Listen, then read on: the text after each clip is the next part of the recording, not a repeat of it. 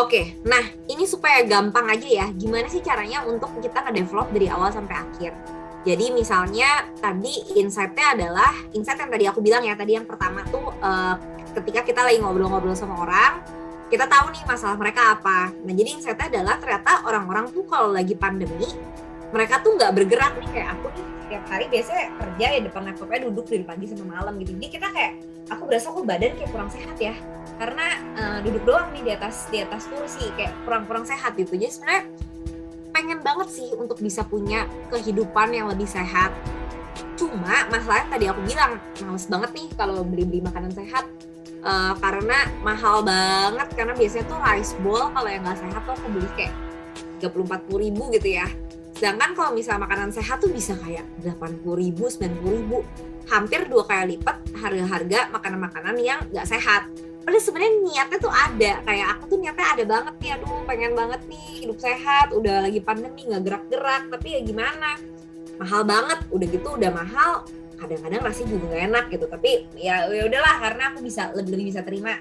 Jadi mungkin kenapa aku nggak mau beli ya lebih ke arah karena yang tadi aku bilang mahal aja. Nah di sini akan ada 2 skema nih untuk memudahkan ya. Ceritanya misalnya produknya belum available, jadi kalian tuh sebagai pebisnis belum punya produknya, kayak baru mau start banget dari nol.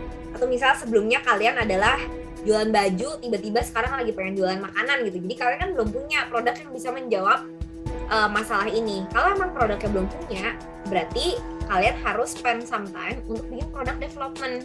Ini nggak bisa segampang itu ya. Jadi emang wait and see, trial and error. Bisa kayak bikin, abis itu getting feedback dulu, ntar di-improve berikutnya. Terus menerus harus nge-develop produk, dan ini waktunya nggak lama. Karena kita, nggak sebentar. Karena kita harus memastikan bahwa produknya itu bagus, superior, dan sesuai dengan ekspektasi dari konsumen. Nah misalnya tadi aku bilang ya, contohnya adalah aku pengen sehat tapi mahal. Ya produknya adalah catering diet. Jadi misalnya yang kayak sehari datang 2-3 kali gitu ya. Packagingnya, karena ternyata abis ngobrol-ngobrol banyak banget nih orang-orang yang nggak suka pakai banyak plastik. Jadi ya kita pakai carton box lah supaya recyclable. Propositionnya yang tadi aku bilang, ini apa sih differentiation kita? Differentiationnya adalah yang membedakan kita dibandingin bisnis yang lain. Kita itu adalah catering diet, tapi kita affordable, nggak semahal catering diet lainnya gitu. Udah ada nih produknya kayak gini, tapi again ini nggak segampang ini ya. Ini kan aku cuma nulis kayak seakan, ya ampun gampang banget. Menuju ke sini setengah mati, nggak apa-apa. Spend some time untuk bisa mengalokasikan waktu yang cukup untuk kalian bisa ngedevelop produk yang baik dan benar. Dan nggak cuma sekali, kan kalian pernah denger ya ini analogi KFC. KFC itu nemuin bumbunya mereka, aduh jadi ngiler ya, jadi pengen KFC ini buat makan malam. KFC itu menemukan bumbunya itu sampai berpuluh-puluh kali mereka coba. Mereka mau cobain jual tapi ditolak gitu. Jadi akan ada panjang progresnya. Nggak apa-apa, tapi start dulu aja. Kalau kalian merasa oke, udah cukup yakin, abis itu kalian launch di masyarakat, tapi ternyata feedbacknya kurang bagus, ternyata mereka nggak suka, ya nggak apa-apa, kita terima feedbacknya, kita improve lagi terus.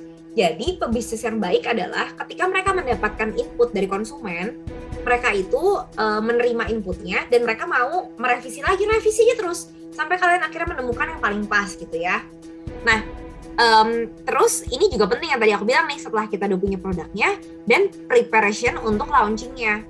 Tempatnya di mana sih? Kan tadi kita lagi bilang soal pandemi kan. Pandemi ya berarti mungkin banyak antar akan ada di e-commerce atau marketplace gitu ya. Jadi kita harus ensure bahwa barang yang kita bikin itu juga aman untuk bisa dikirim-kirim antar pakai jasa pengiriman ya, pakai JNE, pakai JNT atau pakai si cepat gitu. Packagingnya ntar akan seperti apa sih supaya bisa aman ketika ntar karena kita ntar mau jualan lewat e-commerce gitu misalnya. Pricing, karena tadi jawabannya adalah mereka mau diet tapi mereka takut kemahalan, berarti kita harus ensure pricing itu nggak mahal, samain sama orang-orang yang biasa pakai normal catering gitu, harga yang sesuai. Jangan lupa tadi yang aku bilang, jangan lupa sama support plan-nya. Promo plan-nya kayak gimana sih? Oh ya misalnya karena tadi aku lagi ngomongin catering diet, aku mau coba food blogger deh, endorsement food blogger, atau misal aku pengen coba Instagram ads, iklan-iklan di Instagram, atau misalnya aku mau sampling ke ibu-ibu arisan gitu ya, itu kan salah satu support plan untuk support launchingnya.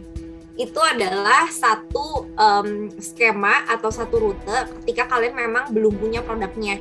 Jadi ini ibaratnya dari kalian ketemu masalahnya sampai akhirnya kalian ngedevelop produknya, sampai akhirnya kalian itu launching gitu ya di market.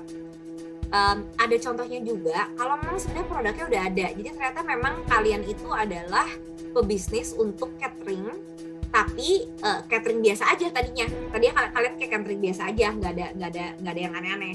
Nah habis itu kalian kan yang tadi aku bilang sering-sering ngobrol sama konsumen. Ternyata setelah sering-sering ngobrol sama konsumen, ada yang kelewatan nih. Oh ternyata sekarang tuh kebutuhan untuk diet sehat itu banyak. Jadi ternyata aku mau adjust sedikit deh, atau mungkin kita bikin 2 sub bisnis. Kita ada catering yang biasa dan catering yang diet gitu. Jadi ini adalah catering yang lebih sehat gitu ya, tapi harganya lebih affordable. Jadi kalian ibaratnya ini product adjustment adalah kalian bikin sub bisnis sendiri, atau apa yang memang kalian sudah punya kalian revisi kalau memang yang sebelumnya udah nggak bekerja gitu. Jangan takut juga untuk kita stopin. Jadi kadang-kadang tuh pebisnis itu kita udah nge-launching satu hal, tapi karena kita ngerjain semua dari awal, pokoknya nggak mau tahu harus berhasil. Kalau emang nggak berhasil nggak apa-apa, butuh keberanian untuk kita bisa decided untuk ya udah kita akan stop ini karena ternyata ini nggak works nih. Kita harus cari yang lain yang lebih bisa diterima sama masyarakat. Harus berani, karena nggak apa-apa, karena yang namanya bikin bisnis kan harus naik turun gitu ya. Jadi gagal sekali, ntar kita coba lagi, gagal lagi, ntar kita coba lagi, sampai akhir kedepannya bisa ketemu resep yang paling pas gitu. Ibaratnya kalau masak ya, jadi masak sekali, aduh gagal, kasinan, masak lagi ya terlalu tawar, sampai akhirnya resep kalian udah kalian bikin akhirnya enak dan bisa diterima sama orang banyak gitu. Jadi emang butuh trial and error berkali-kali sampai akhirnya jadi gitu.